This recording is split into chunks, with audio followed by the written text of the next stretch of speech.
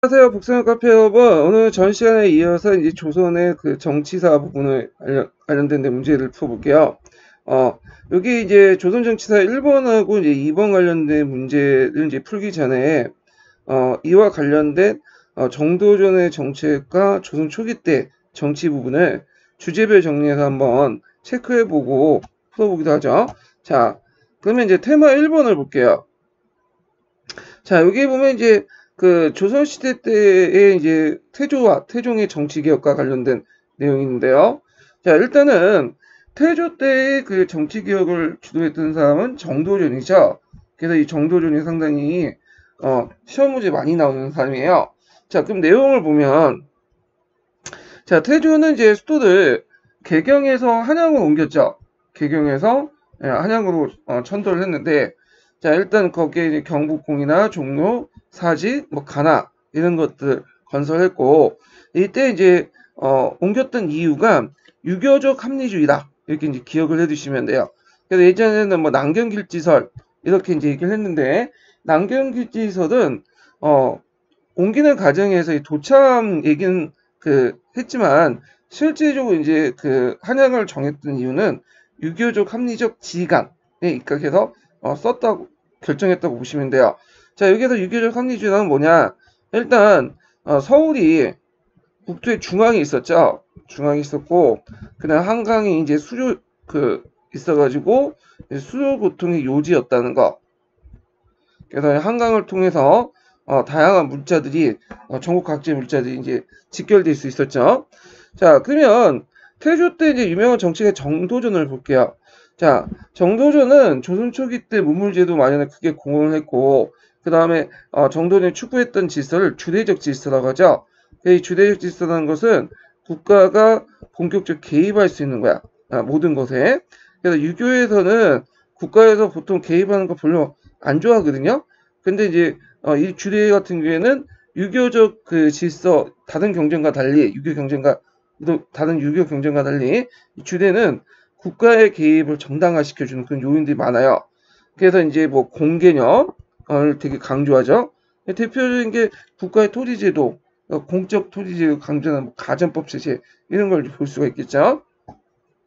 자, 이 정도전의 그 책들은 이제 나중에 조선 건국전이나 문지부 이렇게 묶어서 나온 게 아니라, 제가 말 잘못했는데 조선 건국전이 아니라 상봉직이라는 책에 던지 묶어서 나왔어요. 이 상봉은 이제 정도전의 호적. 그래서 이 상봉직 안에 조선 건국전이라는 책이 있거든요. 조선 건국전은 개인이 만든 그 사참 법전이에요. 그 국가의 공식적인 법전은 아니라 개인이 만든 법전이지만, 후에 이제 뭐냐면 조선시대 때의 육전체제에 영향을 주죠. 자, 이 부분은 나중에 이제 제가 조선시대 법에 관련된 얘기할 때 또 한번 얘기를 하고요. 자, 정도전의 정치사상은 누구를 이제 정치적 주체를 보냐면 총재를 정치적 주체를 본다는 거예요. 총재는 여기는 재상이야. 그래서 재상은 위로는 왕을 모시고 아래로는 모든 신하들 거는 그런 역할을 하고, 국왕은 단지 재상이 논의한 것을 듣고 다른 데 있다. 자, 그리고 이제 뭐냐면 재상을 훌륭한 재상을 뽑아갖고 정치에 앉히는 게 있다. 그리고 이렇게 있고 모든 업무를 재상이 해라. 이렇게 이제 총재론을 주장했는데, 그건 이제 고려시대 때 말기에 보니까 정도전이 왕이라는 사람은 보니까 흥명한 사람도 있고 어리석은 왕도 있죠. 그러니까 왔다 갔다 하잖아요. 근데 총재 재상이라는 사람은 다년간 경험을 통해서 그 자리에 올랐기 때문에 상당히 정치적 경험도 있고 노하우도 있어요. 그래서 왕 중심보다는 재상 중심으로 정치하는 것이 훨씬 더 백성들이 이로울 것이다. 이렇게 이제 주장을 했던 거죠. 그래서 이제 예전에 이 정도전과 관련된 문제를 나올 때 군주의 직책과 재상의 직책을 써. 그래서 군주는 여기 사회에서 볼 수 있지, 현명한 재상을 채택하고, 재상은 인근을 받들고 백관을 통관하고 정치를 주재하는 그런 역할을 했죠. 자, 그 다음에 여기 보면 이제 그가 내세웠던 것은 왕도 정치죠. 왕도 정치. 물론 집권하는 과정에서 패도 정치가 있었긴 했지만 이 사람이 이제 그 추구했던 것은 왕도 정치예요. 그것이 나중에 이제 의정부 서사제도에 반영이 됐고요.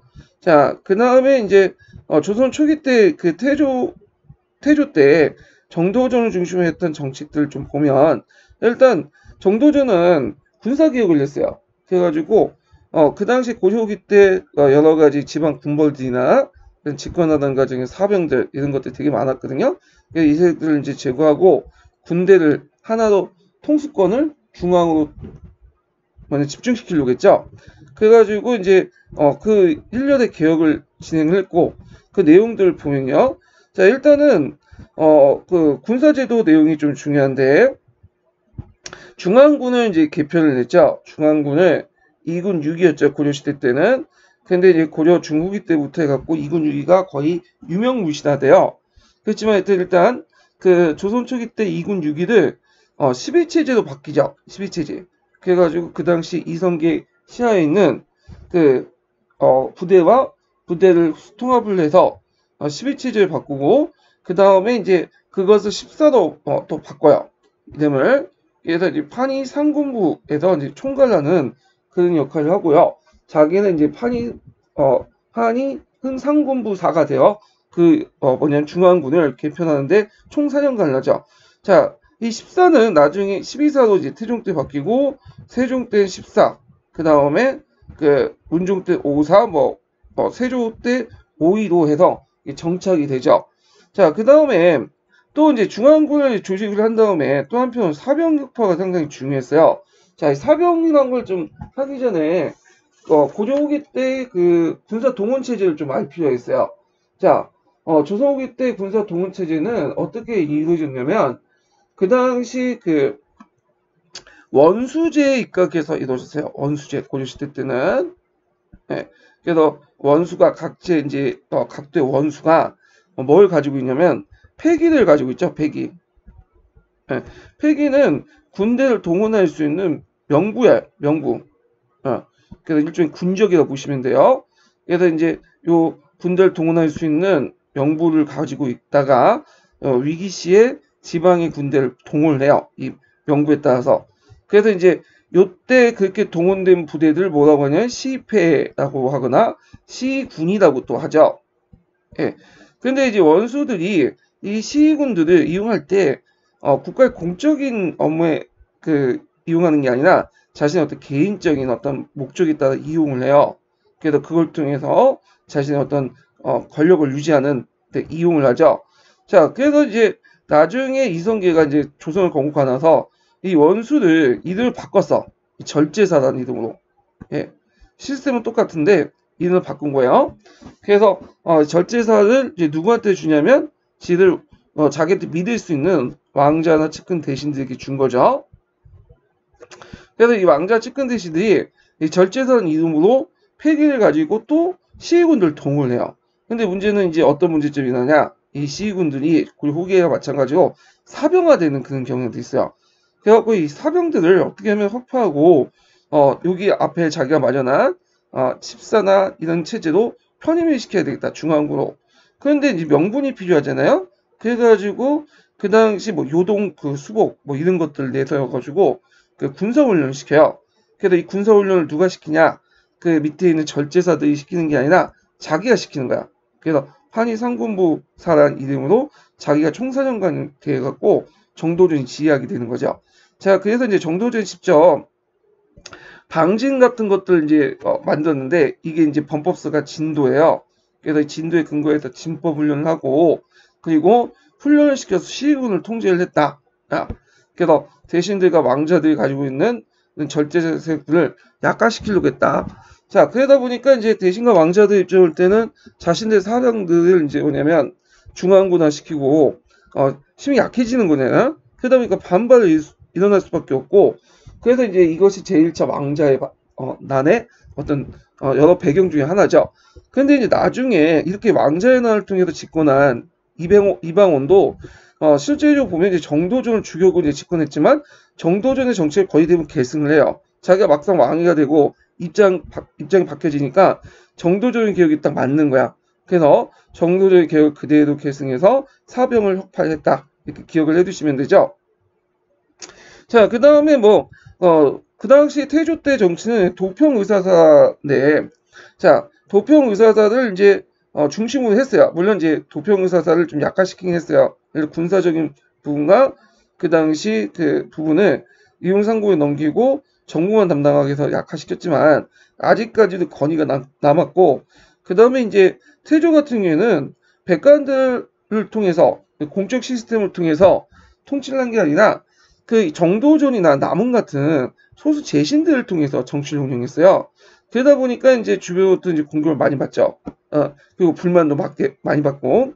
그러다 보니까 이제 나중에 왕자에 나뉘었을 때 이제 뭐냐면 그 측근들이 죽고 나서 나머지 신하들이 그 이성계를 선택하는 게 아니라 이방원을 이렇게 바깥하고 이렇게 줄을 쓰는 그 형상들을 보게 되는데, 자, 그래도 나중에 이방원이 이 도평의사사가 너무 권력이 강해지니까 도평의사사가 가지고 있던 정부적 기능을 어디로 넘겼죠? 예, 폐지시키고 의정부로 옮겼죠. 예. 자, 그 다음에 이제 문무관리 선발 임용제도를 수립했죠. 그래서 문무과 등 2과를 설치했고 총 7과를 설치했다. 그래서 이건 여기는 무과가 설치됐다는 게 의미 있죠. 그래서 문무 양반제가 이제 확립이 됐고, 2과라는 것은 그 주로 서리들을 뽑는 시험이에요. 그 다음에 이제 여기에도 없지만 이제 음양과라든지 등등등 여러 과들이 있어요. 그럼 이제 조선시대 특징은 모든 것을 다 시험을 통해서 간직에 진출해야 돼요. 심지어는 음양과라든지 음양과인데 음서, 제가 말을 잘못했는데 음서 그다음에 문흥과라고 하죠. 예. 자, 문흥과라든지 그 당시 또 그 문흥과라든지 그 다음 추천, 청거라고 하죠. 예. 이런 걸 통해서 할 때도 시험을 봐야 돼. 시험을. 사실 형식적인 시험이 아니라 적어도 한 50% 정도의 합격률을 보이는 시험을 봐야 돼요. 예. 그래서 여기 이제 조선시대 때는 자기 아버지가 이품 이상에서 문흥의 대상에서 하더라도 그냥 간직 올라갈 수 없어요. 시험을 봐야 돼. 예. 그래서 그 시험이 그냥 형식적인 게 아니라 거기에서 이제 떨어진 사람도 상당히 많았어요. 예. 그래서 여기에 떨어지는 사람들은 뭐 충의 같은 그런 중앙군의 이제 특수병과에 편입이 돼가지고 잠깐 2, 3년 근무하면 그 지방 말단 수정직이라도 좀 내려보내는 그런 이제 코스가 있었죠. 자, 하여튼 7간을 완결했다. 그래서 과거제도와 관련된 내용은 뒤에 좀 더 얘기를 할게요. 자, 그 다음에 이제 지방제도 개혁을 통해서 간차사 제도를 이제 완비했고, 이 간차사를 종 2품에 해놨죠. 그 다음에 수령의 지위를 올려서 창상관을 고정시키고요. 그 다음에 향소부고를 척파하고 군현제를 개편했다. 이렇게 이제 보시면 돼요. 자, 그 다음에 태종 때를 보죠. 자, 태종은 두 번의 그 왕자의 난을 통해서 자신의 정치적 기반을 만들었죠. 제1차 왕자의 난과 제2차 왕자의 난. 그래서 제1차 왕자의 난 때 이제 그 방석과 방봉을 제거하고 태종으로부터 강제 양위를 받아요. 그리고 자기가 처음에 나서기 힘드니까 왕이 되기 어려우니까 그 두 번째 형이었던 방가를 내세워가지고 이제 정종에 즉위시키죠. 그리고 정종은 그 당시 한양이 제1차 왕자의 난이다 일어난 곳이 돼갖고 불길하다 해가지고 수도를 어디로 옮기죠? 개성으로 다시 옮겨요. 그러다가 이제 2차의 난 때 그 형이었던 그 위의 형이었죠. 방간을 축출하고 박포를 이제 제거하고 그 다음에 이제 태종이 즉위하죠. 그리고 나서 태종은 그 아버지 이성계 그 부탁을 받고 수도를 개성에서 다시 한양으로 옮기게 되죠. 자, 태종은 그 왕권강을 했어요. 그래서 공신세력들 견제했죠. 그래서 태종 때 이제 도와줬던 많은 공신들, 특히 외척세력들, 그래 민씨 집안 있죠. 그래서 그런 민씨 집안들을 다 제거를 시키고, 아까 얘기했던 사병제도를 폐지시키고 신문고를 설치했는데 이거는 주로 반항세력들 제거했는데 별로 의미는 없어요. 이거는 그냥 왕조 정치의 어떤 걸 포방을 하고 반항세력을 제거하겠다고 했지만 실제적으로는 백성들 주로 이용하지 못했다는 거.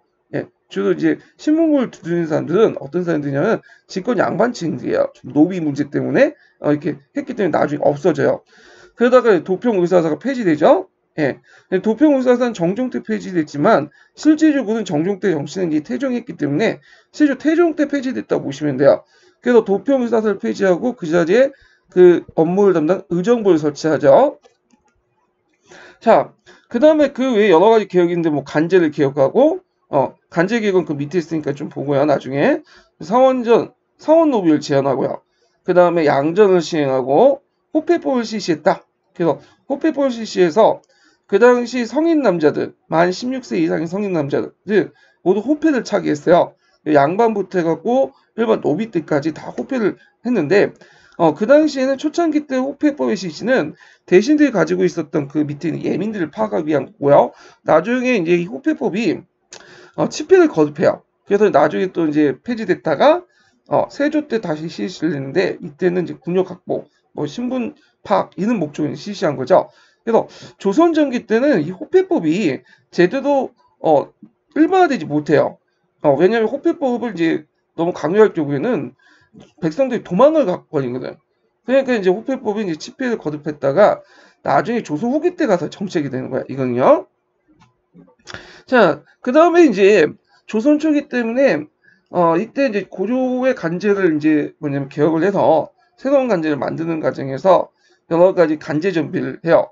그래서 여기에도 이제 여러 가지 간제 정비가 쭉 나오는데 이거는 이제 조선 초기 때이고요. 이게 이제 마무리된 것이 성종 때죠. 그래서 성종 때 건국대전에 이렇게 명시돼 있죠. 자, 이 부분은 제가 이제 나중에 조선 중앙정치, 중앙간제 할 때 좀 얘기를 하고요. 조선 초기 때 어떤 식으로 이제 간제가 변화했는가를 좀 살펴보면요. 자, 문화부는 제시는 의정부로 바뀌게 되고요. 문화성의 제시는. 그 다음 낭사는 사관으로 분일되죠. 그리고 이제 군사적 업무를 맡은 중추원을 폐지시키고요. 그 다음에 이제 3사가 있죠. 3사는 여기 3사는 이제 사관원이나 사원부 이런 조선시대 3사가 아니라 고려시대 때 재정을 담당했던 3사예요.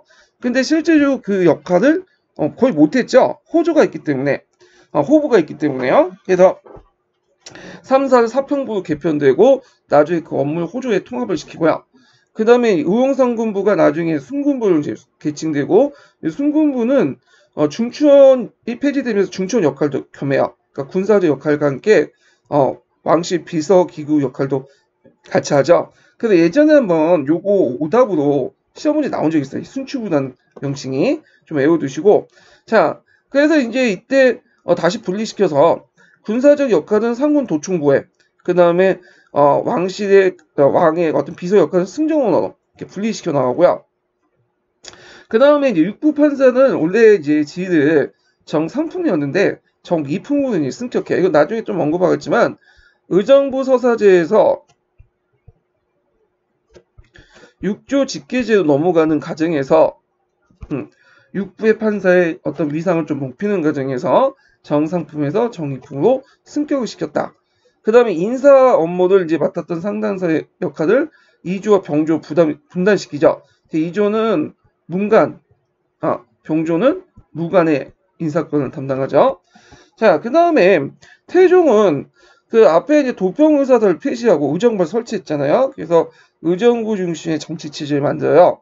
이게 의정부 서사제인데 문제는 의정부 서사제가 이제 실시하다 보니까 이 대신들의 권한이 커지는 거야. 그래서 이게 안 되겠다 해서 한 1년부터 4년까지 하다가 4년에서 5년 정도 넘어갈 때 육조직계제를 실시하죠. 근데 이제 육조직계제가 실시했지만 아직까지 의정부의 권한이 남았기 때문에 제대로 실시하지 못하고요. 14년에 가서야 육조직계제가 정비가 돼요. 완착이 되죠. 그래서 이 의정부 서사제하고 육조직계제 이제 태조 때 실시 과정 이런 것들은 나중에 제가 의정부 서사제와 육조직계제 할 때 좀 이렇게 얘기할게요. 이 부분은 뒤에 따로 제가 정리를 해놨거든요. 자, 그 외에도 이제 오부학당을 정비했는데 세종 때 북학당이 폐쇄해서 사부학당이 되고 자, 그다음 주자소 설치해서 개미자라는 할자를 만들고요. 그 다음에 삼사소 설치해 저하를 발행했다. 물론 저하는 널리 이제 사용하지 못해요. 자, 그래가지고 이런 내용들로 이제 대충 한번 정리를 해봤고요. 그러면 관련된 이제 문제를 풀어볼게요. 자, 다음 자료에서 군주의 자료에서 말하는 군주와 재상의 지책을 각각 쓰고 당시 상황과 관련돼서 가해 유신 지정의 의미를 내용을 각각 쓰시오 이렇게 했는데 이건 상봉직 그러니까 이제 그 조선 건국전에 있는 내용이에요. 상봉직 안에 있는 조선 건국전에 있는 내용인데 자, 이 내용들을 이제 보면요. 재상의 지책에 대해서 신이 시전에서 논하였습니다. 그리하여 재상이 될 사람은 훌륭한 인군을 만나고 위로는 도를 행해지고 아래는 백성들과 은혜가 미치게 되며 살아있는 일신의 명예를 지고 죽어선 후세의 이름을 떨치게 됩니다. 그런데 자고로 인군과 신하가 서로 잘 만나기 어려운 것입니다. 이렇게 해서 이제 쭉 해서 군주와 재상에 관련된 내용들 쭉 있는데 자, 이때 이제 군주의 지책이 뭐고 재상의 지책이 뭐냐. 이게 말이 안 되는 거죠, 좀. 예. 군주와 재상의 지책을 각각 쓰라고 하는데, 그냥 군주는 지책이고, 재상이 지책이잖아. 예. 이걸 이제 동호방복의 논리라고 하죠. 똑같은 말을 다른 말로 표현한 거야. 그래서 이거는 좀 약간, 문제의 발문이 잘못된 것 같아요. 예, 제가 쓴 게 아니라 이거는, 그 당시 출제자가 그렇게 쓴 거예요. 그 지책이란 말보다는 군주와 재상의 역할을 각각 쓰시오. 이런 것들이 좀 자연스럽죠. 그래서 이제 아까 했지만 군주는 현명한 재상을 선택을 하고 그 다음에 재상은 인군을 받들고 백관을 통과하는 거죠. 그러니까 군주가 직접 정치하는 것보다는 재상에게 이제 훌륭한 재상을 뽑아가지고 그걸 맡기는 것이 훌륭한 정치를 할 수 있다. 이건 정도전이 주장한 건데 그래서 이 정도전은 이제 왕권보다 신권 중심의 정치를 이제 하려고 했던 거죠. 예. 자, 그런 것들이고요. 거기에 이제 내용 중에 가와 관련된 내용이 있어요. 가와 관련된 유신지정이라는 말이 있어요. 유신지정. 자, 일단 유신이라는 건 뭐냐면 유신하는 것은 그 낡은 제도와 체제를 바꾼다는 뜻이야. 예. 그래서 낡은 제도와 체제를 바꿔서 새롭게 하는 정치가 유신지정이죠. 자, 유신하면 어디에서 많이 들어왔죠? 메이지 유신. 그쵸? 그래서 메이지 유신도 이런 의미에서 쓰는 거고, 우리나라에서는 박정희 때 유신정부, 이때 이제 그런 의미죠. 그래서 이제 이와는 이제 그 당시 시대적 상황을 볼 때 어떤 의미냐. 자, 고려시대 때 낡고 이런 것들을, 낡은 제도와 체제를 무너뜨리고, 새로운 조선왕조의 체제를 만들자. 네, 이렇게 이제 의미도 해석할 수 있고요. 그리고 정도전은 이제 유신 지정에 입각해가지고 조선시대 때 초기 때 그 여러 제도들을 만들고요. 조선시대의 여러 가지 이제 군현의 명칭, 그다음 각 서울에 있는 건물 정각, 그다음 대문의 명칭들 다 이 사람이 정했던 거죠. 자, 그래서 있고요. 자, 2번도 이제 그 정도전과 관련된 내용이에요. 자, 다음은 어느 인물의 연보를 정리한 것이다. 기획과 미음에 관한 설명으로 옳은 것은 이게 이제 정도전과 관련된 내용인데 이게 이제 우연인지 아니면 어제 좀 뺏겼는지 그런데 한국사 능력검증 시험에 이제 고급 문제 비슷한 문제가 나왔어요. 일단 그 내용을 보면요. 자, 1362년에 가고의 합격하고요. 그 다음에 이제 여기 보면 충주목에 이제 사록으로 임명을 하죠. 일종의 서기직으로 이제 임명을 하고 그래서 간직을 이제 하고 1375년에 나주로 기항을 하게 돼요. 요건 좀 사건이 있는데 그 당시 이제 이 사람이 나주 기항된 배경이 뭐냐면 이때가 누가 집권했냐면 그다음에 공량이 시해되고 우왕이 즉위를 했는데 우왕이 나이도 즉위하게 되죠. 그래서 그 옆에 초기 때 집권자였던 이민이라는 사람이 있어. 네. 이 사람이 이제 종전에 친명 정책을 좀 더 친원 정책으로 이렇게 돌렸던 사람인데 이에 대해서 정돈이 반발을 한 거야. 그래서 친명 정책을 주장하고 그래서 이제 그가 보기에는 주원장이 쫓겨나 만리장성 이북 지역으로 쫓겨난 원나라 그 당시 북원이라고 하죠. 이런 심히 약간 북원하고 사대 관계를 맺는다는 것은 신흥세의 명과 갈등을 유발시키고 나라를 위태하게 할 수 있다.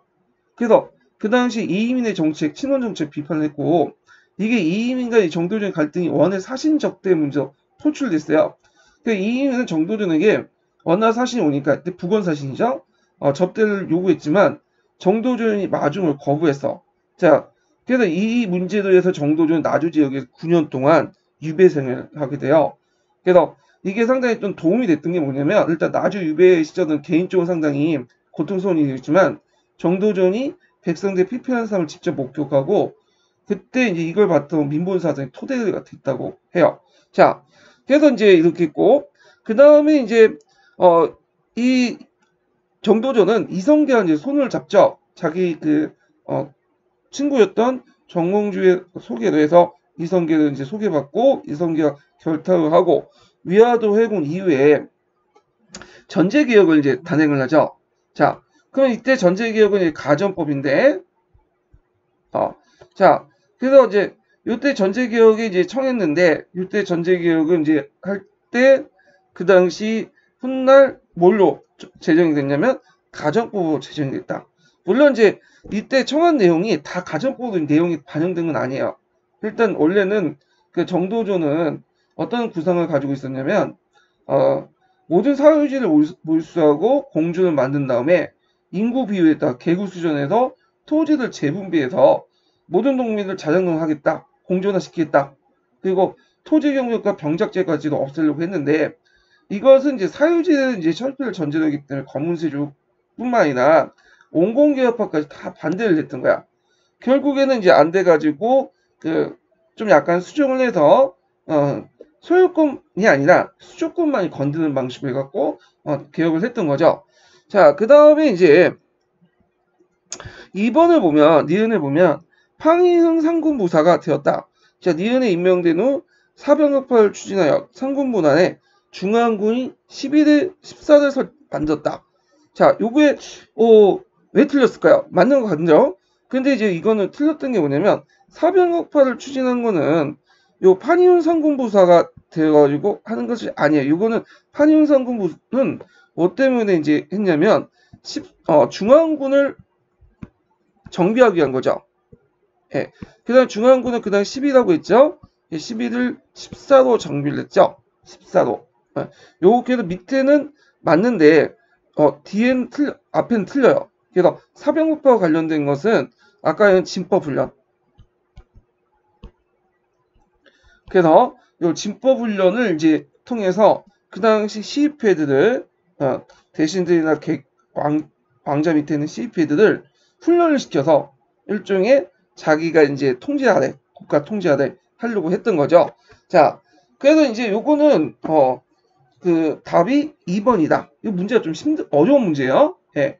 자, 그래서 이제 있고 그 다음에 3번은 여기 보면 이제 조선 건국전을 치렀다. 그래서 조선 왕조의 기본 법제는 건국대전에 영향을 주죠. 특히 육전체제. 그래서 그 당시 주대의 육전체제에 의해서 편찬 사참 법전이고, 그래서 조선의 기본 정책을 밝히고 문물제도를 정리하는데 의미가 있어요. 그래서 공식적인 법전 인정받지 못했지만 나중에 이 법률의 육전체제에 따라 정리하는 방법이 후에는 경제 육전이라든지 건국대전에도 영향을 미치죠. 자, 그 다음에 니은은 이제 그 유명한 포전문화와 관련된 포전사건, 포전문 사건하고 관련돼 있죠. 자, 명예문서에서는 외교문서죠. 예, 조선의 하근이라고 지목됐다. 조선의 하의 근원이다. 그러니까 예전에 불씨가 많은 악의 축이다. 이렇게 비슷해서 지적한 게 누구냐면 정도전이죠. 정도전. 그래서 이 정도전을 명나라에서는 그 요동정부의 우동의 주무자도 이제 파악을 했어요. 그게 이제 경위가 어떻냐면 이 사람이 그 정도전이 이제 명나라 초기 때 사시를 갔다가 산해 위를 지낸 적이 있어. 그때 이제 사람들에게 조선과 명나라 사이의 관계가 잘 풀리지 않으면 군대에 있고 한바탕 여기 와서 좀 약탈하고 점령을 해야 되겠다. 근데 이 소문이 이제 뭐냐면 주원장한테 들린 거죠. 그래가지고 이제 그걸 이제 연결해서 주원장을 잡아와라 했는데 실제로 이거는 그냥 전해지는 얘기이기 때문에 정확하진 않아요. 다만 이제 확실한 거는 이게 이제 포조문 사건하고 좀 연결돼 있다는 거야. 포조문 사건을 이제 좀 설명하면 포전하고 전문이라는 게 있어요. 보통 조선은 이제 명나라 4대를 했기 때문에 4대 강경을 했기 때문에 계속 이제 황제에게 사신을 보냈는데 포전이라는 것은 황제에게 바치는 거예요. 전문이라는 것은 항우나 그 밑에 있는 태자 등등에 바치는 것을 합쳐서 포전문이라고 해요. 예, 4대 문서죠. 근데 이 포전문 안에 그 내용 중에 약간 이제 그 주원장이 별로 꺼지는 문자들이 좀 있었나 봐요. 그래서 뭐 강자라든지 도덕 적자라든지 그와 비슷한 발음들 쓰이는 그런 생자 이런 등등 직자 이런 것들 이제 있었어. 근데 주원장이 이런 것들 되게 싫어했는데 왜냐면 주원장은 예전에 그 홍건적 출신이었죠. 도둑 출신이었잖아요. 그 도둑 적자 시대예요. 그래서 또 승려였죠. 한때 소시적에는 그러니까 승려들 머리 깎잖아. 그러니까 이 중을 이제 머리 뜻한 강자를 싫어해. 자, 그래서 이런 것들 쓰면 그 당시 이제 신하들 이거 왜 썼냐 하면서 신하들이 막 썼던 신하들을 막 죽이는 그 문자의 옥을 일으켰거든요. 근데 이걸 몰랐던 이제 조선에서는 이런 글자를 써가지고 주원장의 신기를 건드렸다. 그래서 주원장이 한번 본때를 보여주려고 또 예전에 한번 그 정도전이 뭐 망발을 좀 한 걸 또 생각을 해서 정도전 잡아라.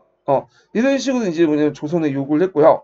조선은 당연히 주원장한테 정도를 보내면 정도전이 죽을 걸 뻔하니까 안 보냈어요. 그러니까 정도전은 이제 안 보내니까 이에 대해서 그 주원장이 화가 나가지고 조선의 사신들을 억류시키거나 심지어는 죽이는 경우도 있었어요. 그래서 이제 이걸 이제 포전문 사건이라고 해요. 예. 그래서 요 내용들은 자세한 내용들은 그 기출 문제 분석을 적어놨기 때문에 좀 보시고요. 자, 그 다음에 이제 1398년 제1차 왕자의 난 때 죽임을 당했죠. 이방원한테. 그래서 이제 이방원하고 정도전이 이제 갈등은 예전부터 이제 사전 그 사병 확파도 있겠지만 직접적인 계기가 됐던 거는 세자책복 문제예요. 태조에게는 이제 두 명의 부인이 있었죠. 그래서 원래 이제 첫 번째 부인이었던 신의항후 한씨, 고향에서 이제 결혼했던 사람이죠. 거기에 이제 그 한씨하고 방후, 방가, 방이, 방간 해서 6명의 그 아들을 뒀고요. 신의하고 죽은 후에 개경에서 좀 약간 명문가 집안이었던 그 당시 이제 신덕왕 광씨하고 또 결혼했어. 그래서 방법과 방석을 뒀는데 문제는 이제 세자를 정할 때 그 당시 그 여러 가지 그 설이 있지만 정도전이 이제 그 당시 신덕왕 광씨와 이제 손을 맺고 그 소생이었던 마지막 그 막내 아들이었던 방석을 믿었죠. 그래서 이제 그 태조가 방석을 선택을 했는데 제가 볼 때도 좀 약간 어리석은 선택인 것 같아요. 왜냐면 그 형들이 다 있는데 막내 아들 방석 어린 세조를 세운다는 거는 좀 분쟁의 싹을 만들어 놨거든요. 이성계가. 그래서 하여튼 거기다가 또 이제 앞에서 언급했던 사병협회 문제 이런 것들이 겹쳐가지고 1차 왕자이 일어났어요. 그래서 이제 조선왕조실록에서는 말로는 이제 거기는 어떻게 적혀 있냐면 마치 이제 그 정도전이 반란을 일으켜가지고 그 당시 뭐냐면 신의하고 한시의 소생들 다 죽이려고 한다. 그래서 어쩔 수 없이 그 당시 방어는 살려고 일어났다. 그래서 정도전과 남원을 죽였다. 이렇게 돼 있는데 실제로는 뭐냐면 정도전은 이제 가만히 있었고 그 당시 방언이 이제 그 당시 여러 가지 문제도 해가지고 후퇴를 이겨서 죽였다. 이렇게 이제 보시면 되겠죠. 그래서 정도전하고 그 당시 이방원의 그 갈등은 표면적으로 세자 책봉 문제나 사병국파 이런 것도 있겠지만 또 둘 간의 정치적 이념이 좀 달랐던 것도 있어요. 일단 공통점은 뭐 강력한 조선 왕조를 만들겠다는 건 공통점이었지만 그 방법 측면에서는 이방원은 이제 강력한 왕권 중심의 어떤 중앙집권 체제를 확립하려고 했고 정도전은 그 왕도 정치를 바탕으로 신권 중심의 정치 체제를 구축하려고 했죠. 이런 것들이 이제 상봉지에서도 조선 건국전에도 보이고요. 자, 그런데 이제 이런 것들이 충돌해서 결국에는 이방원이 이제 정도를 죽였죠.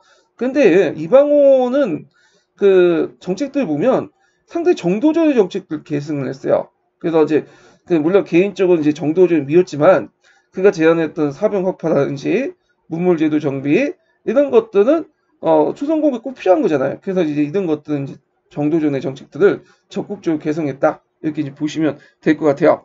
자, 그래서 이제 2번 문제를 풀어봤고 3번 문제를 볼게요.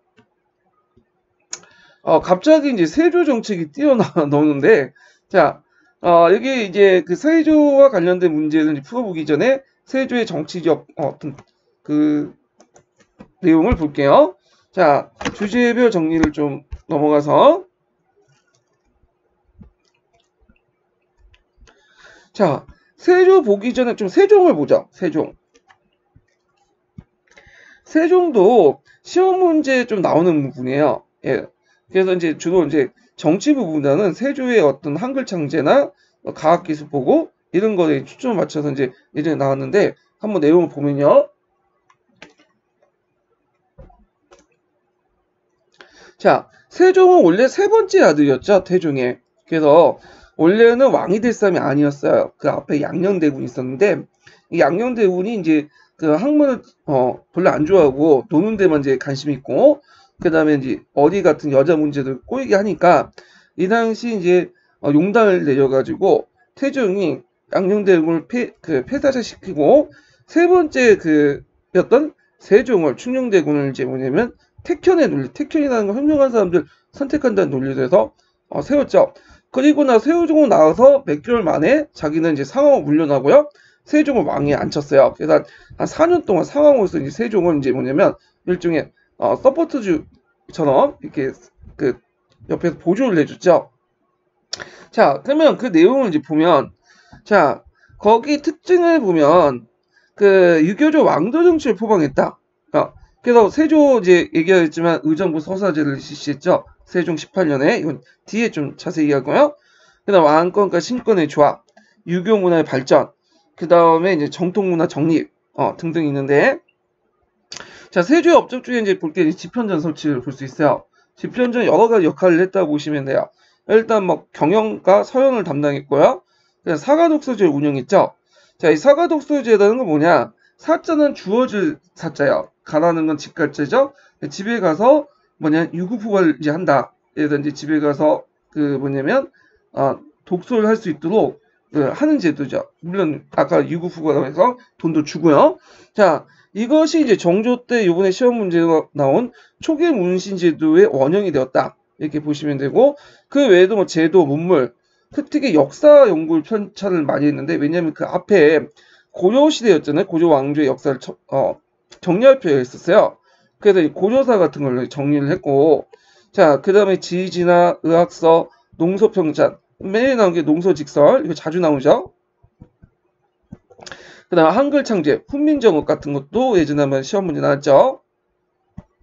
자, 이런 것들 했다. 근데 이제 한글 창제를 이제 좀 주의할 건 뭐냐면, 집현전 학자가 한글 창제 직접 한 건 아니야. 이거는 세종이 직접 한 거야. 세종이.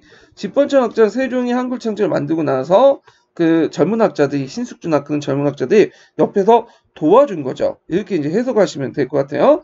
오히려 이제 집현제 좀 나이 많은 그 학자들은 한글 창제 같은 걸 반대했어. 뭐 채말리 같은 그런 사람들은요. 그 다음에 간쟁 기간 정치기가 변모했고, 그 다음 의정부 서사제를 포방했고요. 그 다음에 문종 때와 단종 때 집현전 학사 정치 진출에 강화시켰다. 왜냐면 세종 때는 정치 진출을 제대로 못했어요. 왜냐면 세종이 공부만 시켰기 때문에. 근데 이제 문종 단종 이후에 그 집현전 학사의 정치 진출이 강화됐고, 근데 왕권이 유명무시가 됐다는데, 요게 좀 주의할 것은 뭐냐면 이게 한 통에서 이제 그 얘기를 했기 때문에 좀 적어놓긴 했는데 일단은 집현전 학자들이 그 왕권을 뭐냐면 보단 신권을 강화시킨 것은 아니었어요. 왜냐면 집현전 학자들은 대부분 왕권의 어떤 그 입장을 취했거든요. 왕권강을. 근데 왜 세조하고 충돌을 하게 되냐? 충성의 대상이 달랐던 거죠. 그래서 그 집현전 학자들 상당수가 물론 신숙주를 이제 제외하고 상당수가 누굴 이제 충성을 했냐면 그 앞에 있었던 문종이나 단종에게 충성을 했던 거고, 근데 이에 반해서 이제 세조는 충성을 안 했던 거죠. 그러니까 세조가 열받아서 이걸 집현전 폐지시켰던 거죠.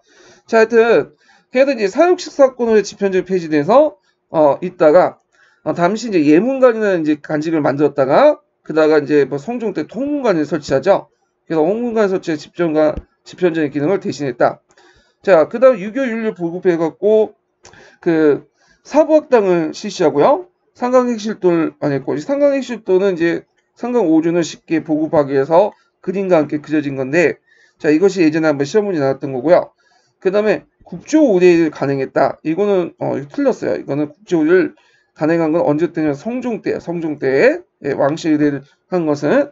그래서 이것도 제가 이제 한 통에서 있는 내용들을, 적어가지고 그냥 적어놨는데, 이건 엄밀히 팩트가 틀려요.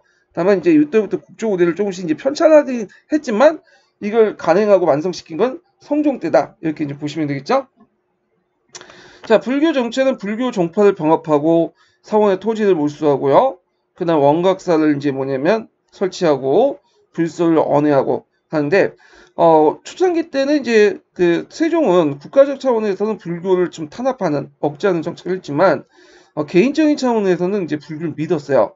그런 왕들이 되게 많아요. 조선시대 때요. 예. 그래서 성리학을 내세운 국가이기 때문에 불교를 까놓고 이제 내세우지 못하지만 어떤 개인적 차원에서 믿는 사람들이 많았어요. 물론 세조 같은 사람은 이제 포괄적으로 내세웠던 사람도 있었지만 또 그래서 이 사람은 이제 나중에 말년에 그 뭐냐면 공주도 죽고 자기 사랑하는 공주도 죽고 몸도 별로 안 좋고 등등 여러 가지 이유로 해서 그 당시에 왕신의 내불당도 만들어갖고 이제 뭐냐면 그 계속 가서 기도도 드리고 그런 이제 행동을 많이 했죠.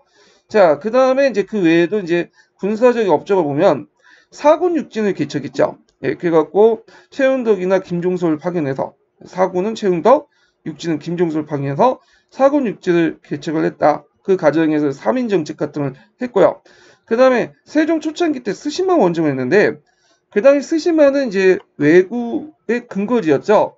그래가지고 고조시대 박이라든지 그 다음에 그 앞에 태조 때 그 또 한번 원정을 했고 그다가 세 번째 원정 이종구가 이제 했는데 물론 크게 성공하지 못했어요. 그래서 좀 일부 군사들이 그 일본군들 공격을 하다가 죽은 경우도 있고 그랬는데 그래서 하여튼 스시마 원정을 가능했다. 근데 이제 세종 때 스시마 원정은 세종이 직접 한 건 아니에요. 이거는 태종이 한 거죠. 태종이 상황에서 태종 1년 때 그러니까 세종 1년 때 그 태종이 자기가 상황 지휘에서 군사권을 가지고 이제 당행을 했던 거고요. 그다음 의창제를 실시했고 그다음 제인과 하척 이들을 이제 양민화시키려고 이들에게 백정이라는 칭호를 이제 부여했는데 이들에 이제 백정이라는 칭호를 부여하고 거주시키고 했지만 원래 이 사람들이 이제 유목민 출신인지 떠돌아다녔어. 이게 제대로 안 됐어.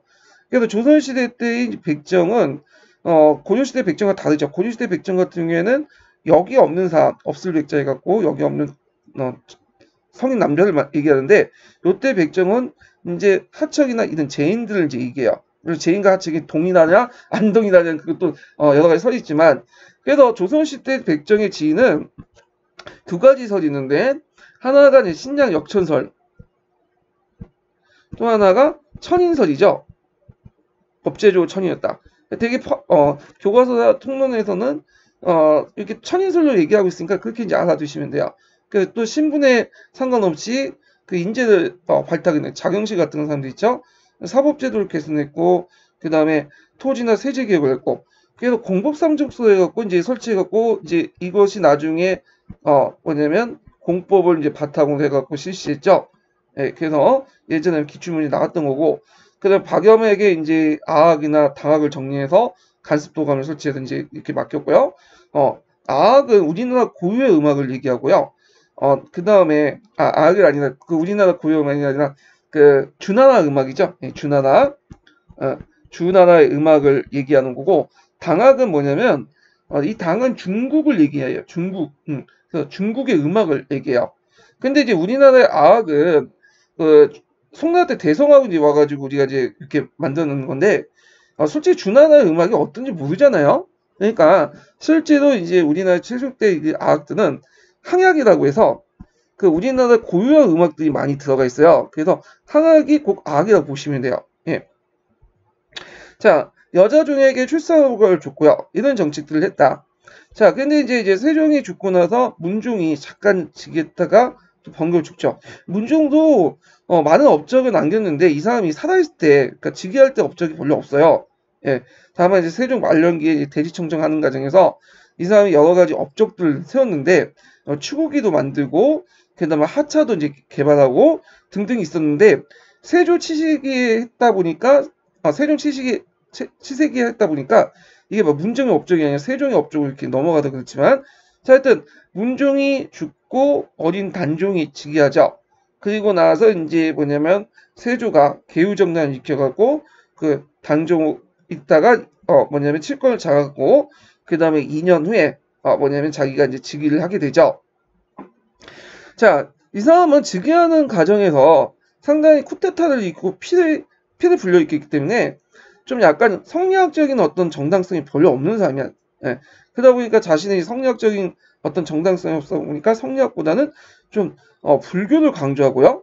그 다음에 이제 자신의 어떤 것들을 좀 정통성을 만회해 보려고 중앙집권 정책, 뭐 부국강병 정책 이런 것들을 이제 하게 되죠. 자, 그래서 간료의 기족화 형상이 났는데 문종과 단종의 집권식의 지편적 학자 원로원 대신들이 정권을 당하고 특히 이제 이 원료 대신들 그래서 이제 뭐 김종서나 등등등 이런 사람들이 이제 정권을 장악하면서 인사권을 농단을 하죠. 그러면서 이제 안 되겠다 해서 개유정당을 일으켜서 이 원료 대신들 쳐내고 자기 반대발 쳐내고 집권하고 되고요. 그리고 나서 이제 그 어린 단종을 이제 협박을 해서 제가 왕위가 되고 그 과정에서 사육 사건도 발발하고 자 왕권 강화 정책을 볼게요. 자 일단은 이제 육조직계제를 실시하고요.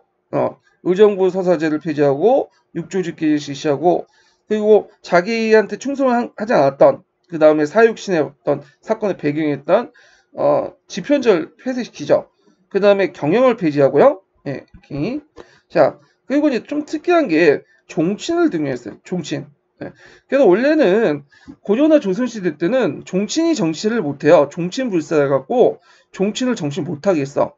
그래서 그 종친은 왕을 기준으로 해갖고 적어도 5대 정도는 요 범위 안에서는 대우를 해주지만 정치를 금지시켰어야 하는 거를요. 예. 그런데 이제 이걸 무시하고 종친을 등용했죠. 그래서 예를 들어 뭐 구성군, 이중 같은 사람들 그 당시 그 이시에 나뉘니까 총사령과 임명을 하고 이런 것들을 통해서 종친제를 등용을 했다. 자, 그다음 농공주의 입각과 권농정책을 실시했고 그다음 부국강경 추구나 국방력 강화에서 보호법, 진간체제, 직전법, 오이제 이런 것들인데 보호법이나 진간체제 뭐 이런 하나하나는 예전에 시험 문제 나왔던 거야. 자, 그다음 편찬 사업을 해갖고 이제 건국대제를 실시했죠. 그래서 호전, 형전부터 해서 여러 가지 했는데 거의 이제 세조 때 만연한 걸 나중에 좀 약간 수정 작업을 하다가 성종 때 공포한 거죠. 성종 때 뭐냐면 건국대제를 공포했지만 기반은 세조가 다 해놓은 거야. 그 다음에 이제 문종실록을 만들고 사시찬호나 정간조노주 고대의 달을 편찬했다. 예, 그래갖고 있는데 그때 문종실록을 만들 때 이제 같이 뭐도 만들었냐면 노상군 일기도 같이 만들었어요. 노상군 일기. 예, 그래서 노상군은 이제 앞에 있었던 누구예요? 예, 단종이죠. 단종이 를 이제 노상군을 뭐냐면 단종이 이제 사육시 사건과 연결돼서 반란을 일으키니까 노상군을 간등시키고 영원에 유배시켰잖아요. 그래서 이제 기록에 보면 노상군이 자진했다 이렇게 돼 있지만 이거는 기록이 있는 거고 실제로는 죽였다라고 이제 보고 있어요. 그래서 이제 실록이라고 이제 하지 않고 이건 일기라고 하죠. 그래서 그 당시 노상군 일기인데 그 노상군 일기는 노상군이 주체가 아니에요. 세조가 주체야. 세조가 어떻게 개유정난을 일으키고 그 다음에 운종부터 이게 왕위로부터 이제 받고 그리고 이런 것들을 이제 주로 적어놓은 거예요. 그래서 이제 좀 약간 좀 자기 입장을 좀 번호하고 하여튼 노상군 일기를 했고 이게 노상군이라는 칭호가 나중에 이제 숙종 때 이제 없어져서 다시 이제 묘호가 올리죠. 이게 뭐냐면 문종이에요. 그래서 이게 문종실록이라고 해요. 문종실록. 근데 그 안에 보면 그 문종이라 가지고 그 내용은 제목만 문종실록이지 그 안은 뜯어보지 못하고 표지만 바꾼 거야. 그래서 안에는 이렇게 노상군이에요. 자, 그 다음에 이제 이 당시 중앙관료 지방세력 반발을 보면 자 여기 이제 이 당시 이제 그 이지용이 일어나죠. 그래서 그다음 이지용랑은 대금 황제를 칭하고 지방에 군사를 했지만 실패했다. 이지용은 그 앞에 이제 김종소의 당연하고 하는 사람이에요. 당연은 이제 김종소 우리 그러니까 일종의 김종소의 부하장수 이렇게 보시면 되죠. 그래서 김종소와 이지용이 이제 돌아가면서 육진개척에 큰 공을 했는데 앞에서 언급했지만 개유정년 때 김종소가 죽었잖아요. 그러니까 이제 세조 입장 볼 때는 얘를 그대로 놔두면 안 될 것 같아서 이징옥을 이제 불러오고 그 다음에 이제 자기의 이제 원하는 그 자기가 이제 새로운 관찰사를 거기 이제 임명을 했는데 이지용이 가만히 보니까 이제 내려갔다가는 어떻게 되겠어요? 자기가 죽는 거 알잖아. 그래서 새로운 관찰사를 죽이고 자기가 거기에서 이제 뭐냐면 반란을 일으켰어요. 그리고 여진족을 끌어들이려고 대금방제를 칭했죠. 그렇지만 중앙에 군대를 파견하니까 곧바로 이제 그 부하들에 의해서 곧바로 죽게 돼요. 자, 그래서 이지몽의 난이 났고, 그다음 세조 때 이시의 난이 나요. 자, 이시의 난은 이제 뭐 때문에 나냐면 예전부터 이제 한경도에 난 지방 창벌이 있었죠. 거기다가 토간제도를 폐지하려고 해요. 토간제도. 그래서 토간제도라는 것은 이제 한경도 평안도 지역에 그 당시 지방 유지들에게 여러 가지 이제 뭐냐면 수정직을 주는 그런 제도를 이제 얘기하는데 나중에 이제 그 세조가 집권하면서 그 옆에 있었던 이제 그 세조를 집권하는데 도움을 줬던 원로 공신세력들이 자기 자제들 이게 거기 보내니까 이제 한경도 사람들이 임명을 안 해요. 그러니까 이에 대해서 불만을 가질 수밖에 없었고, 그 다음에 이제 뭐 호패제도 있죠? 이런 것들 실시 등등 해서 이런 것들 반발로 해가지고 결국엔 일어나게 되죠. 그래서 이때 이제 유황술 중심으로 일어났기 때문에 유황술가 폐지되고요. 그 다음에 이제 호패법이 강화된다. 이 시의 난은 상당히 오래 갔어요. 이징홍은 어차피 이제 자기 기반이 없다 보니까 이제 금방 진압됐지만 이 시에는 지방 토 세력이었고요. 자기의 할아버지가 이성계를 도와줬던 또 건국 원로 세력들이에요. 자, 하여튼 이제 이 시에가 이제 반란이 일어나고 중앙에서 이제 뭐냐면 군대도 입고 와갖고 이제 관신 진압을 했죠. 그때 이제 크게 하락했던 사람이 누구냐면 앞에 이제 언급했던 구성군 이준가 그 다음에 남이 장군 있죠. 예, 이렇게 해서 이제 있고요.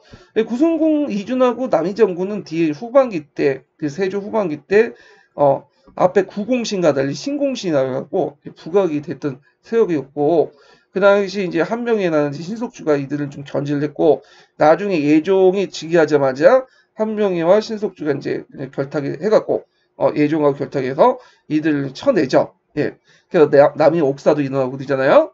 자, 그 다음에 여기 중앙관료와 지방세 반발보다는 중앙 집권화의 정책에 대해서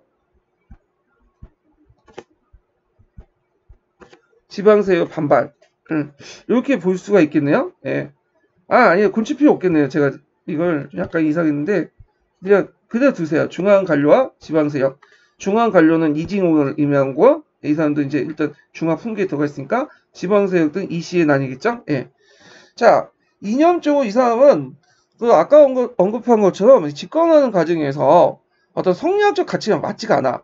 유교적인 어떤 것들을 내세울 수 없죠. 그래서 유교 대신에 민족신앙, 불교, 도교, 법가 이념에 충실했다. 특히 이 사람이 강조한 불교를 상당히 강조했어. 자기 호불랑이라고 했고 자기 앞에서 이제 불교를 뭐냐면 욕을 했던 신하들을 죽이고 그랬어요. 자, 그래서 정조를 통해 집권을 했기 때문에 유교적 정통성을 통해 통치하는 것보다는 다른 사상을 도입해서 통치를 하려고 했다. 근데 주의할 것은 그렇다고 유교를 무시한 건 아니에요. 그 사람 나름대로 또 유교적인 어떤 그 정치 질서나 원리 같은 것은 그대로 고수를 했어요. 다만 이제 상대적으로 올 때 다른 시대보다 불교나 이런 것들을 더 강조했다. 이렇게 이제 보시면 되겠죠. 자, 그 다음에 불교는 강경도감을 설치하고 원각사는 이제 있고, 예, 원각사 10층 석탑을 건립을 하죠. 예. 그래갖고 이제 원각사 10층 석탑이 건립했다. 경신 10층 석탑에 영향을 받아서 남학교 양식으로 돼 있죠. 좀 기억을 해두시면 될 것 같아요. 자, 참고로 이 원각사는 나중에 이제 연산군 때 불타 없어져요. 요거는요. 자, 그래서 이제 있고, 그래서 이제 원각사 10층 석탑보다는 원각사지 10층 석탑. 이게 정확한 말이겠죠? 자, 그리고 이제 세조의 집권 과정에서 이제 그때 쿠데타를 도와줬던 사람들이 훈구파가 돼서 훈구파 형성의 계기가 됐다. 그래서 세조는 이제 그 공신 책봉을 많이 하죠. 공신 그 임명을 많이 하는데 원종 공신 그 등등 해가지고 했는데 그거는 세조의 정권 기반이 약하기 때문에 이 공신 세력들 많이 만들어가지고 그들에게 토지라든지 노비라든지 이런 것들을 줘가면서 자신의 어떤 정치 권력을 강화시키려고 했던 거죠. 예. 그래서 앞에서 태조의 중앙 집권 정책과 왕권 강화, 세조의 왕권 강화는 목적은 비슷한데 이게 좀 하는 방법이 달라요. 그래서 태종 같은 경우에는 이 사람은 자기 측근 세력이나 외척 이런 사람들 다 제거하고 대신들 중심으로 해서 공적 권력을 강화하는 식으로 해서 왕권을 강한 반면에 이 세조 같은 경우에는 이 측근 세력들 또는 종친 세력들 외척들을 끌어다 가지고 대신 공적 질서, 공적 라인보다는 자기 비선 라인들 이런 것들 강조하면서 뭐냐면 정치를 했고 이들을 모아서 이제 술 마시고 이제 뭐냐면 정치도 했죠. 그걸 주석 정치라고 하죠. 자, 그래서 후대 그 사람들이나 그 당대 사람들은 태종에 대해서는 그렇게 욕을 안 하는데 세조는 되게 비난을 해요. 그건 이제 집권하는 과정이나 하여튼 그 사람이 그 통치하는 방법이 조선의 이어갔던 어떤 유교적 질서하고 좀 맞지가 않기 때문에 그런 측면도 있어요. 그래서 우리가 지금 최순실 막 욕하는 것처럼 이 사람도 그 최순실 같은 측근 세력들을 이제 뭐냐면 많이 등용해서 안건 강화를 하려고 했다. 이렇게 좀 기억을 해두시고요. 자, 세조 때 홍국파가 형성돼서 후에 이제 뭐냐면 그 중종 반정 이후 해가지고 등등해갖고 15세기에서 말기 때 16세기 초기 때 이제 훈구파들이 이제 뭐냐 날치게 되는 거죠. 그걸 이제 견제하는 과정에서 살림세력들이 등장했고요. 자, 그래서 이제 세종과 세조의 정책을 이제 한번 봤고, 그러면 관련된 이제 문제를 이제 풀어볼게요. 자, 3번을 보면 세조의 집권 시 정치에 관한 설명으로 옳지 않은 것은 이렇게 보는데 일단은 집정법이 실시했고 관리대 경제력을 약화시키려고 했다. 예, 맞죠? 그래서 집정법 관련된 내용은 나중에 이제 얘기를 할게요. 그래서 집정법이라는 것은 여러분도 알다시피 천직에 있을 때만 그 가전을 받을 수 있도록 하는 거죠. 그래서 이제 퇴직 시에 반납을 하고 자, 그다음 2번은 집현제를 폐지하고 경영을 중시켰다. 맞고요. 그 다음에 이제 3번은 이시의 난을 진압하고 유황소를 철폐했다. 맞죠? 유황소가 이제 이시의 난의 근거가 됐기 때문에 철폐를 했어요. 이걸 언제 복립을 했죠? 예, 성종 때 복립을 했죠. 성종 때.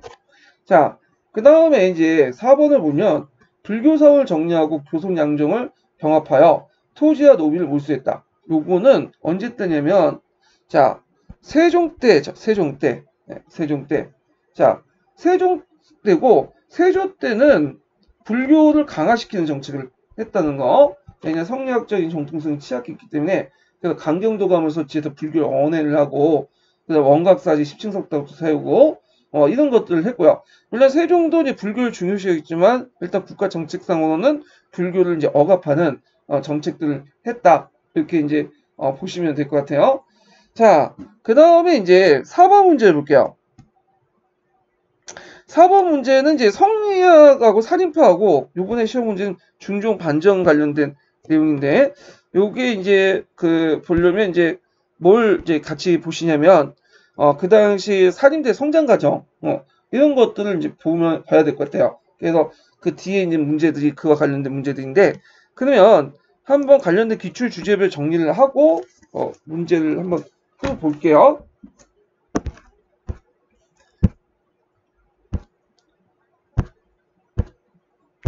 자, 몇 페이지를 펴보시냐면요. 주제별 정리. 아이고, 이게 좀 늦게 들어가네요. 예.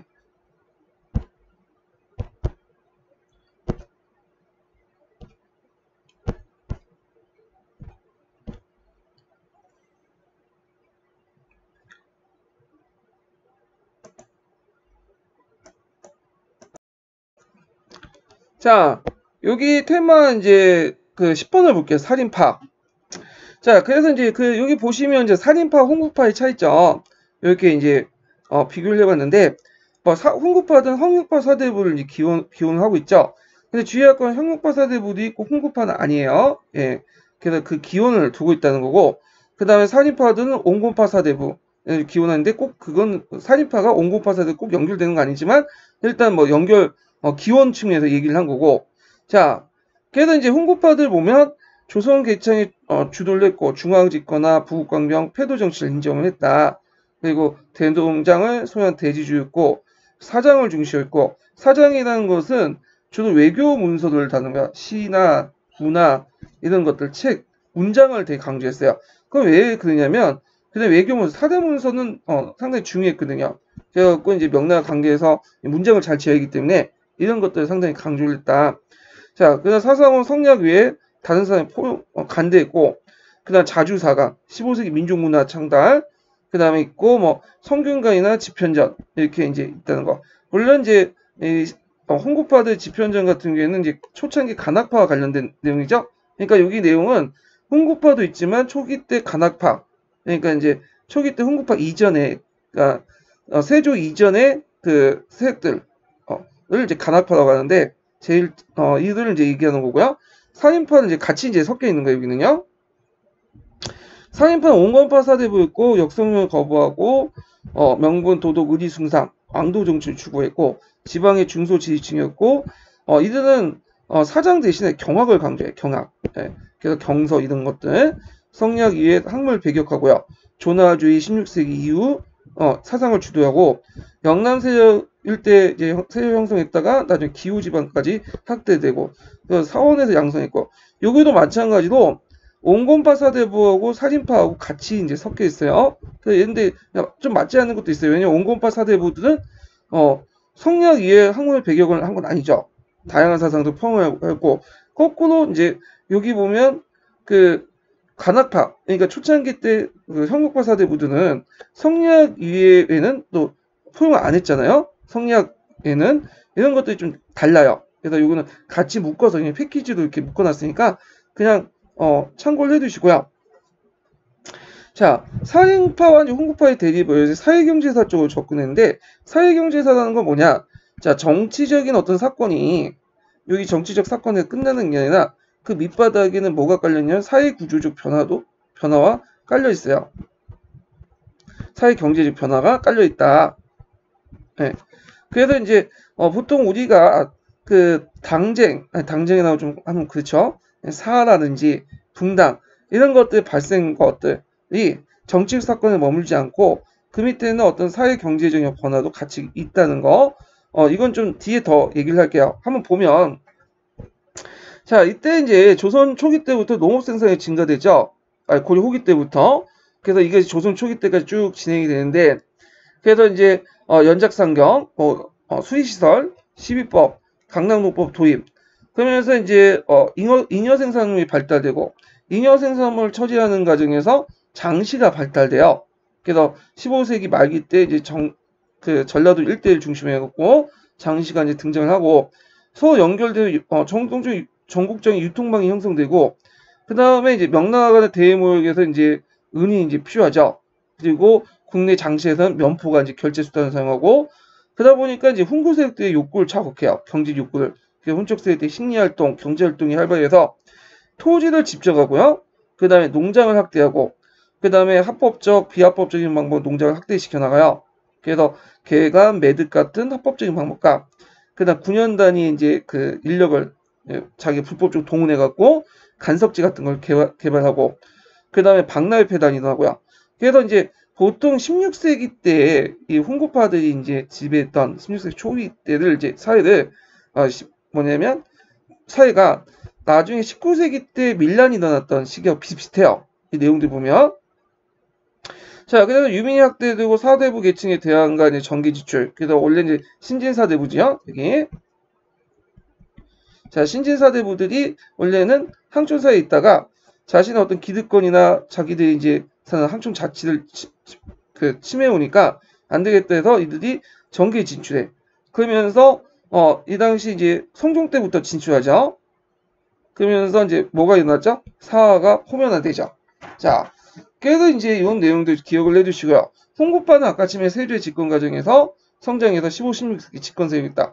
물론 그 전에도 홍구파가 있었어요. 이때 홍구라는 것은 공을 세운 사람들이에요. 네. 그렇기 때문에 예전에 이제 조선 초기 때 그 앞에서 언급했던 형룡파 사대부나 간악파도 홍구파 그래요. 근데 이 홍구들이 정치 세력화된 것은 세조의 집권 과정 때요. 그러니까 그 앞에 있었던 1세대 홍구 세력들은 그냥 말 그대로 이제 뭐냐면 나라에 공을 세웠던 사람들이고 이 세조가 집권 과정 이후에 이제 연산군 문화할 때 중종 과정 갖춰서 이제 형성된 홍구들은 일종의 공신책봉을 통해서 형성된 정치 세력화된 집단들을 얘기하는 거예요. 자, 그러니까 이제 훈구파에 대항해서 살림들이 성장을 하죠. 그래서 살림들은 그 당시 지방에서 한약이나 항살의 항원주의를 보급을 하고요.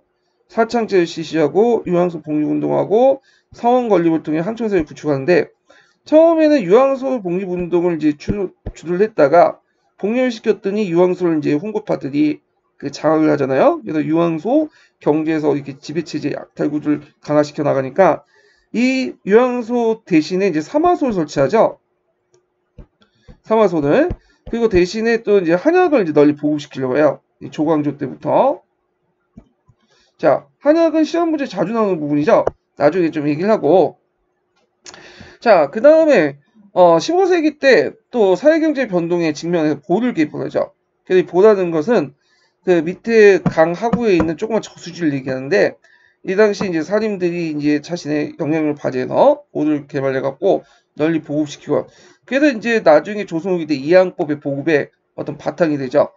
자, 그리고 중앙에 올라와서 3사를 비롯해서 언론, 문필기관, 간직을 통해서 정계에 진출해서 훈식, 척신계열의 외척계열이죠. 비리를 비판하는 과정에서 언론 활동을 활발히 전개했다. 그 과정에서 4대 사화가 일어나게 된 거죠. 자, 그러면 이제 조광조의 개혁 정치를 보자. 네. 4대 사화 중에 이제 기묘사가 시험 문제 많이 나오는데 거의 기묘사 나왔다 보시면 돼요. 기묘사 나오면 항상 조광조가 나와요. 예. 그래서 보통 이제 3번 지금까지 나왔고 올해도 이제 기묘사와 관련돼서 조광조의 정치 관련돼서 나왔던 거죠. 자, 일단은 이제 사림이 이제 등용했던 배경을 보면 성종 때 홍구세력들이 커지니까 이들 견제하기 위해서 등용을 했던 거야. 그래서 이걸 통해 유교의 도덕 정치를 회복을 통해서 정치 질서 기반을 확립을 하고 했는데 나중에 이제 연산군 때 모사나 뭐 이런 걸 통해서 뭐냐면 탄압을 받다가 중종 때 이제 뭐냐면 연산군이 하도 폭정을 하니까 중종 반정이 일어나잖아. 그래가지고 이제 또 집권을 했어요. 중종이. 근데 중종이 집권했는데 이 사람이 원래 왕이 되고자 해가지고 왕이 된 사람이 아니죠. 진성대군이로서 이제 그 연산군의 이복 동생인데 그래서 이제 어쩔 수 없이 반정세력에 의해서 그 왕위에 올라왔지만 이 사람이 정치세력이 하나도 없는 거예요. 그러다 보니까 이제 이 사람이 이제 그 자신의 정치세력들을 뭐냐면 등용해서 홍구세력들을 견제하려고 성종도 마찬가지로 비슷하게 또 연산군 때 하도 개파를 쳐놨으니까 유교의 도덕정치 회복을 위해서 이런 등등등 이런 목적으로 해갖고 사림들을 등용했어요. 예, 그러니까 성종 때 등용한 목적은 비슷해요. 예. 그래서 이제 조광조 같은 이제 기묘사림들을 대거 등용했다. 현량가를 통해서 대거 진출했죠. 자, 그래서 이제 조광조와 그 일당들은 이제 일당이 났는데 그 일파들은 상간 언간직에 진출하고 그 다음에 그 공론을 강화했죠. 그래서 이제 그다음 홍구파들의 어떤 비리나 이런 것들 비판했고 3사에서 중심으로 해갖고 이제 진출해서 그 공론을 강화시켰고요. 홍고 대신을 비판하면서 왕도 정치를 내세우고 급진적 개혁을 요구하고요. 그 다음에 천인군주론, 도학정치론 이런 것들을 내세우죠. 그래서 이번에 시험 문제 나온 것이 도학정치 사상이에요. 이 부분은 나중에 기출문제 할 때 제가 또 자세히 얘기할게요. 그 다음에 지치주의를 강조했다. 최상의 정치. 그래서 이제 하나님부터 상제로부터 이어받은 상제부터 명을 받은 그 최상의 정치 이런 것들 지치주의라고 해요. 그래서 유교에 보면 요순 시대 있죠. 이런 것들은 이제 이 시대를 이루고자 하는 그 정치를 강조했다. 자, 개혁 관련된 내용이 이제 되게 중요하죠. 경영의 강화. 그래가지고 이제 그 당시 그 중종이 왕 수업을 제대로 못 받고 왕이 됐잖아요. 세자도 이제 거치지 않고 가다 보니까 그래서 이제 이 사람을 이제 왕답게 만들기 위해서 연산군처럼 폭군이 아니라 왕답게 만들기 위해서 경영을 이제 강화시키고 그래서 이 사람 경영을 이제 자주시켜갖고 왕도 정치를 강조하고 자신의 어떤 생각을 전하시고 그런 것들을 했죠. 그 다음에 3사 중심 언론을 활성화시키고요. 그 다음에 박납회당을 지정하고 그래서 이제 이렇게 했는데 그래서 그 당시 이제 무슨 말이냐면 정기내각이라는 게 있어요. 정기대각. 예. 그래서 대각은 이제 그 뭐냐면 대간을 의미하는 거죠. 대간.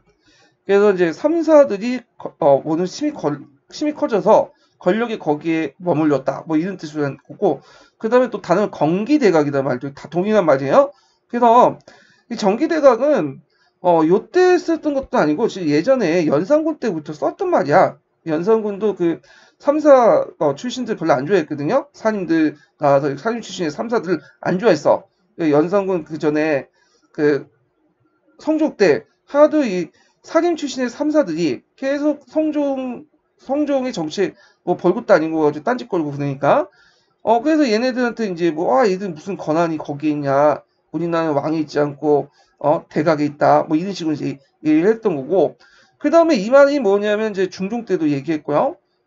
사료에 자주 쓰였던 말이에요. 이런 것들 꼭 특정한 시대에 쓰였던 게 아니라 되게 이제 삼사가 진출하고 그리고 사하는 과정에서 그 훈구파들이나 이런 사람들이 이제 뭐냐면 왕들이 비난하는 과정에서 삼사들 비판하는 과정에서 이런 말 썼다, 이렇게 기억을 해두시면 될 것 같아요.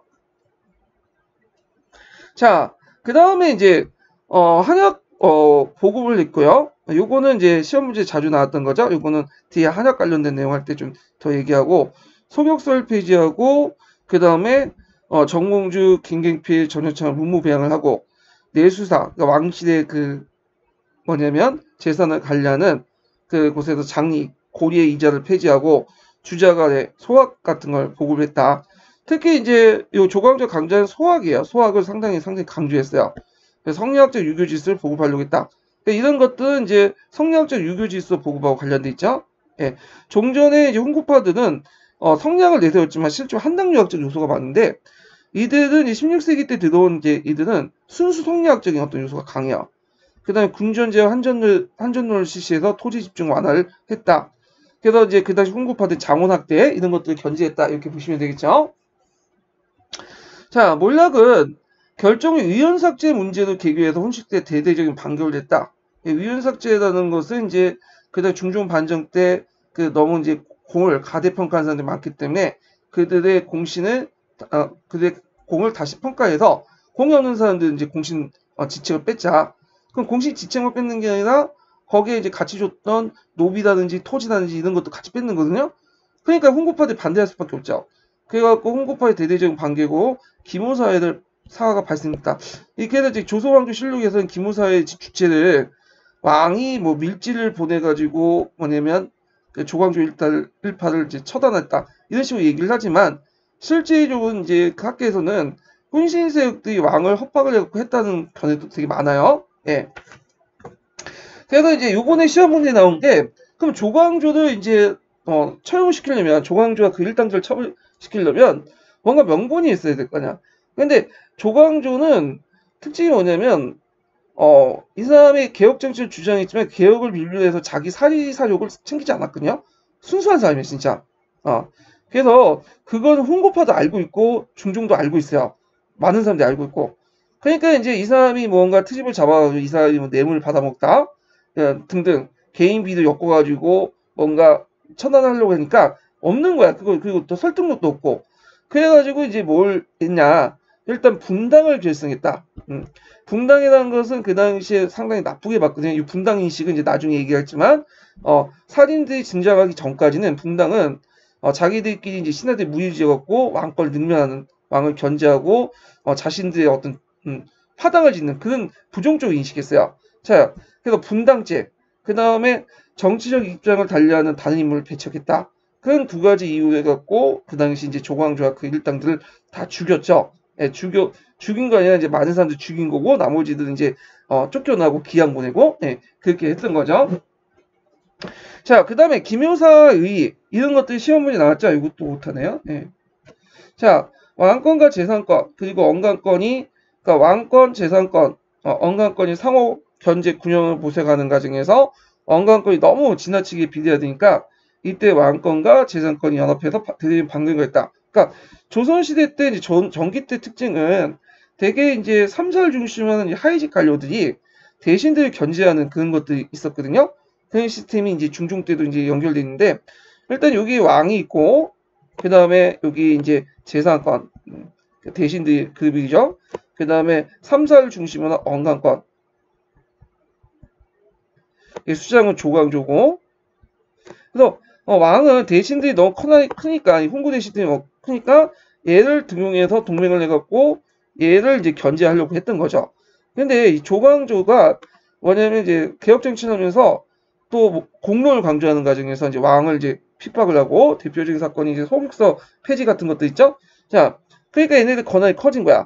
그러니까 왕이 입장할 때는 이 세력이 권한이 커지면 안 되겠죠. 견제를 해야 되겠죠. 그래서 대신들과 손을 잡고 뭐냐면 여기 이제 조광조 일파를 처단했다 이렇게 이제 보고 있어요. 자, 물론 이제 아까 말처럼 대신들이 중심을 해가지고 왕을 협박해서 했다는 설도 있긴 있어요. 자, 근데 일단 교과서에서는 그렇게 적혀있으니까 이렇게 이제 얘기를 하고요. 근데 이 중종이 이제 뒤에 보시면 알겠지만 이 사람이 겉으로 보면 되게 유약해요. 근데 5대 동안 집권했어, 이 사람이. 그러면서 처음에는 어리버리 했는데 이 사람이 왕자에 딱 앉고 5대 동안 하다 보니까 나중에 경험이 쌓일 거 아니에요. 정치적 노하우가 나중에 장난이 아니야. 그래서 이 사람이 하도 정치적 권력이 없다 보니까 이 처음에는 그 조광조 일파를 등용해가지고 대신 세력을 견제하려고 했고 조광조 떨어져 나가니까 좀 뭔가 이들을 또 견제할 필요가 있겠죠. 주로 이제 외척들을 주로 뭐냐면 등용을 해요.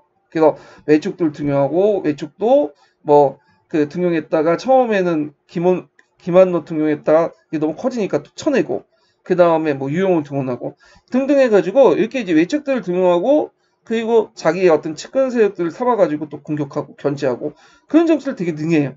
그래서 나름대로 왕권을 이제 유지하는데 일준했지만 문제는 이 사람이 이제 나중에 그 척신정치라는 어떤 문제점을 남기게 되죠. 외적 강화. 그러다 보니까 나중에 이것이 그 을사사화나 이런 것들 낳게 되는 거잖아요. 자, 그래서 이제 이렇게 해서 이제 한번 쭉 정리를 해봤고 관련된 문제를 풀려고 하니까 어이구 이런 시간 다 됐네요. 이렇게 이제 아쉽게도 이제 딱 문제 풀릴 때 딱 끝나게 돼요. 예, 오늘 여기까지 하고 다음 시간 다음 주에 관련된 문제를 풀어볼게요. 예, 오늘 수고하셨습니다.